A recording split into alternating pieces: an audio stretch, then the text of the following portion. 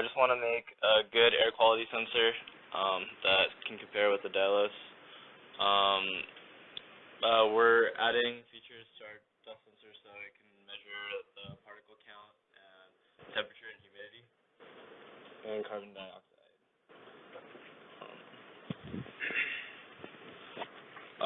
So basically, our Amphenol, we're trying to achieve at least similar results to the Dilos. That's part of the reason why we're adding the temperature and humidity sensor is to kind of to edit the data that we get with the Amphenol to make it account for temperature and humidity, make the data much more accurate. We also wanted to implement the Bluetooth module, low energy.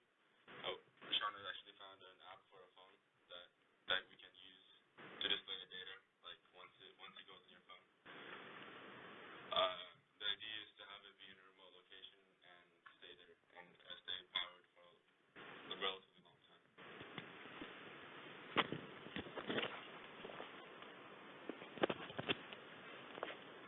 So this is our beta board. Right there is the battery IC. Everything's labeled. But that is our temperature and humidity, and we connect to Amphenol XB as of now, and then we have the serial port headers up there.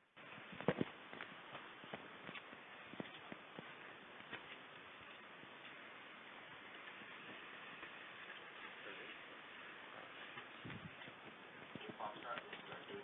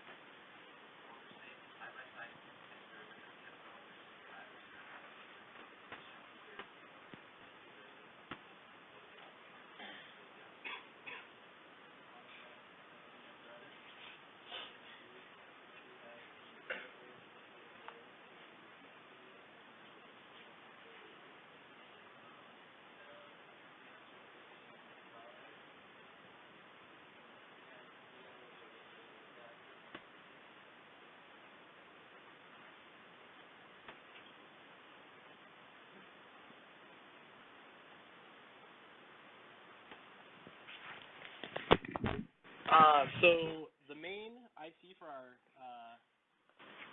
system for power is the battery management.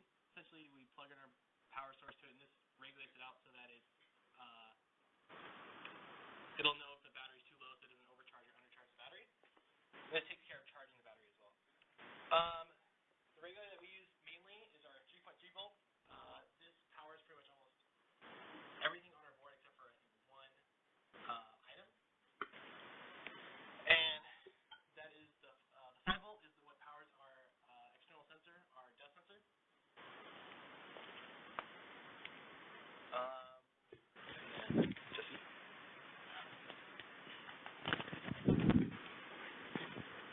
Alright, so this is our digital layout. We have the Amphenol, which we're reading using pulses. We're communicating through our DC with the temperature and humidity, and then we're sending data to our GUI using the X-ray. So these are the specs for our Amphenol sensor. Voltage rated from -3 volts to 7 volts. Current consumption is about 100 milliamps max, and the power consumption is about 0.5 watts max also. And so here we have a Amphenol comparison versus the $200 Dilos air quality monitor. The Dilos is shown in blue, and the Amphenol is shown in green, and they seem to correspond pretty well. One difference you might see is this over here, and that is due to a difference in the sensors of the Dilos and the Amphenol. On the top right, the Amphenol senses from while the Dialo's small, senses from 0.5 to 2.5 micrometers. So that could be a reason for why there's this large lump here that isn't shown in the amphenol. And the same thing with the amphenol large and Dilos large. But there's minor deviations with that because the Dilos large senses 2.5 and above, and the amphenol senses 3 and above. So the difference isn't that big. Also, how they actually measure dust is a completely different technology. The Amphenol uses infrared light, whereas the Dialis uses a laser-based system. So a lot of these results are also going to be different because of how they're actually detecting dust is implemented physically on the devices differently. And this is just our temperature and humidity sensor. We're incorporating it so that we can calibrate our amphenol dust sensor because the output will depend on the humidity. But at the same time, we can use it to pull humidity and temperature results at any time. Yeah, so the Amphenol has a known problem with temperature. It's been documented, and there's ways to calibrate for that. So that's what we're doing with this, is we're actually getting the temperature of our device, and we can use that to calibrate our Amphenol sensor. And same with the humidity, since it's an infrared light-based device, the humidity plays a major role in how the light's going to scatter. And there's been a lot of research done in how to calibrate depending upon the relative humidity.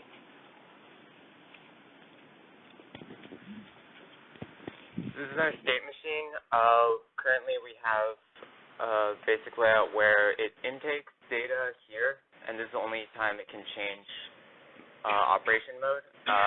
If it's in an active mode, it runs through this loop. This is when the timer elapses for the sampling. Then we transmit data. If it's in periodic mode, it goes to a sleep cycle stage, and then it goes back to standby and restarts the periodic read again. If it's in continuous mode, it skips that sleep cycle, goes straight to standby, loads the next state, which will remain what it was before unless it's been changed between then and now, and then it'll start again.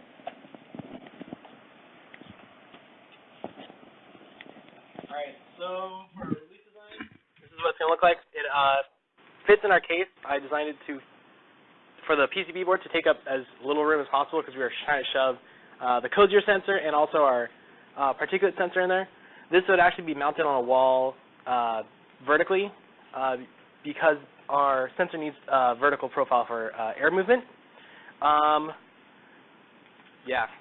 Oh, so yeah, we're also adding the cozier sensor to it, and this PSOC module here is a Bluetooth-enabled device. So it actually will broadcast Bluetooth, and we're able to send our data to a phone or to any type of Bluetooth-enabled device. All right, questions? Yeah. Have you gotten your Bluetooth to work? Like, is it sending data yet? Not yet. I've been playing around with the example projects with PSOC 4, and we're talking to a guy that works in, I don't know, it's EE Emerge, and he's helping us out as well. Right.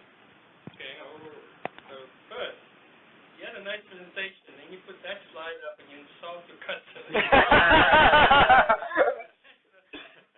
Okay, so the other thing is, it's good, clearly you guys started thinking about why the amphenol sensor, humidity, temperature. Before I talk about that, in your marketing slide, it starts very clear, and then it immediately went to an amphenol and a diode sensor.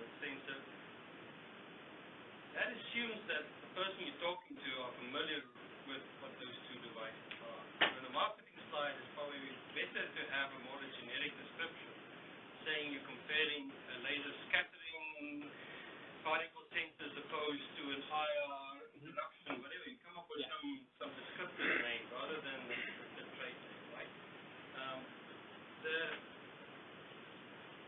And it's important, I think, to start being be able to articulate why the dialogues why you need the humidity and the temperature. And double check my logic here, but my expectation is that the Amphenol one is using an LED. Exactly. And so the LED, and it's also important because it's based on eruption time. It's probably important what the intensity is of the LED during the measurement, right? And as you guys know, diodes are very sensitive to temperature. So therefore, that's the reason when you want to know how the diode is changing as a function of temperature. That's what the temperature is. Humidity is important, not because of the scattering, because of the absorption of water, of humidity in the pad. It's not a scattering mechanism, right? So the problem with the Amphenol one is to be able to distinguish between scattering and absorption. So knowing the humidity, you can figure it out, you can calibrate it out. The latest scattering system don't have that problem because it's a background signal, is there or not. So that's great progress. I mean, it is a really nice presentation. You guys can start articulating why it is. I think you want to actually start thinking, why did other people discount Amphenol sensor? What did they do different that you doing? What are you doing different compared to the previous other ones? Because that is important to be able to talk about that. And I think I know why you guys can do that. You just have to think of it. It seems like the whole market of depth sensors right now is all switching to a Amphenol-based kind of system. How they're doing it, because all the ones that we were looking at before that were implemented a little bit differently no longer being for that reason. Let's talk about that because there's different streams of thought. Okay, good, excellent, fantastic.